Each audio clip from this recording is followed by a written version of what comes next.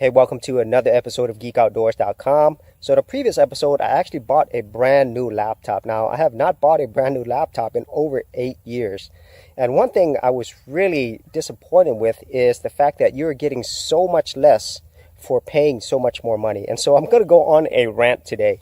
And so specifically, I'm going to talk about 3 categories of laptops in terms of pricing and talk about how it's absolutely backwards that you would actually get less by paying more money. So the first thing I did was I actually looked at the more upper end of laptops. Now, this is my own personal opinion of what upper end is. So what I mean here is $800 and beyond $1,000. And what I'm not going to include on here is like gaming laptops. So those are different. Okay, so this is like normal everyday laptops. And so what I'll notice is in all of these is, okay, first and foremost, their actual form factor is very thin. And that's one thing that they all share. But one thing that I noticed right away is the lack of really important features. First of which is a networking Ethernet port. That is absolutely blows my mind. Okay, and I'll get into why this makes absolutely no sense later on. And then the second thing that's missing, and it's not too surprising, is an optical drive. Now, I know people who are maybe younger are saying, who uses optical drives? But I still have a lot of old DVDs and CDs, and I would just like that option in there, especially if I'm paying that much money for it.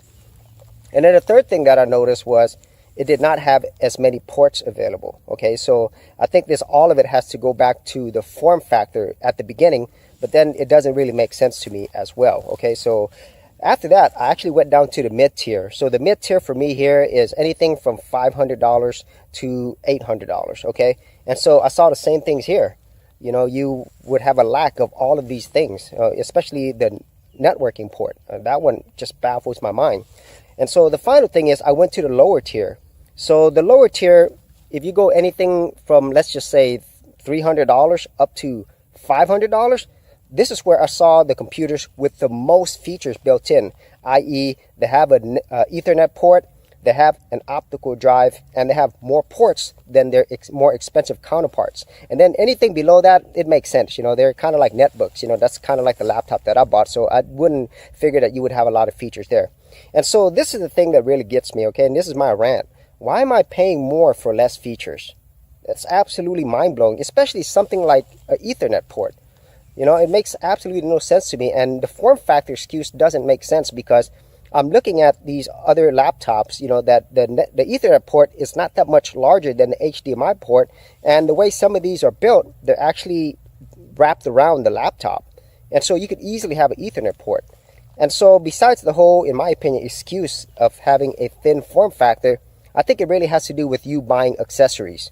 Like now, I actually have to go buy an Ethernet adapter to put into my device. And then if I bought the more expensive laptops, since I only have a limited amount of ports, you know, I would have to buy an adapter to get more ports. And so you could buy some that have an Ethernet and additional USB actual connections as well. And so all of these things actually really bother me. And that's kind of like my rant. It seems like the more and more we get further into technology, the less that we actually get. And this also applies to smartphones as well. And if you're in the smartphone world, you've seen that they remove the headphone jacks in a lot of the top tier phones. You don't have external storage in a lot of places. And your screens, you know, with the notch and stuff, that actually, even though it's supposed to wrap around the phone and give you more screen real estate, it actually obstructs things as well. And so it seems like more and more you're getting less for your money. And that is something that absolutely baffles my mind. But I get why they're doing that. You know, you have to buy a lot more accessories. So basically, all of them are following the Apple model. That's basically what it is. You're going to pay more and you're going to get less. And then by the time you buy all these accessories and dongles or whatever else it is, they're going to change the standards around. And now you got to go buy new adapters, new dongles. Okay. And so that is it for my rant on these laptops. How you're getting less for more money. And it seems like this trend is not going to end, because later on, when everything is on the cloud, then you will have no storage on your laptop. Your laptops will become dumb terminals. So it'll be a client server type thing where the server is going to be everything on the cloud. Your storage, everything's going to be in the cloud, and your actual laptop is going to have pretty much no storage, no actual ports except the essentials. This is something that has already been done in businesses for a long time now, where they have dumb terminals, which really doesn't have much processing power or even a lot of ports or features, but they're just there to connect to the servers, okay? And so if you're familiar with client servers, that's where we're heading. And so if you had any thoughts about my rant, about the fact that you're getting less for your money, be sure to leave that in the comments area below. And as always, if you did get value out of these videos, be sure to subscribe. And if you wanted to support my channel further, you could do that at patreon.com/geekoutdoors.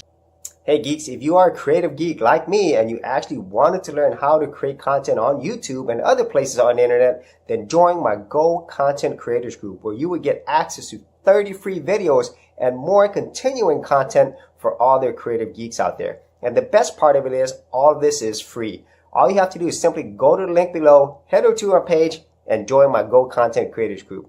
Thanks a lot, and I will see you on the other side. Thanks for checking out this episode. And as always, if you like these videos, be sure to click on the subscribe button. And for full written content, audio content, and additional geek stuff, head over to geekoutdoors.com, and I'll see you outdoors on the very next episode.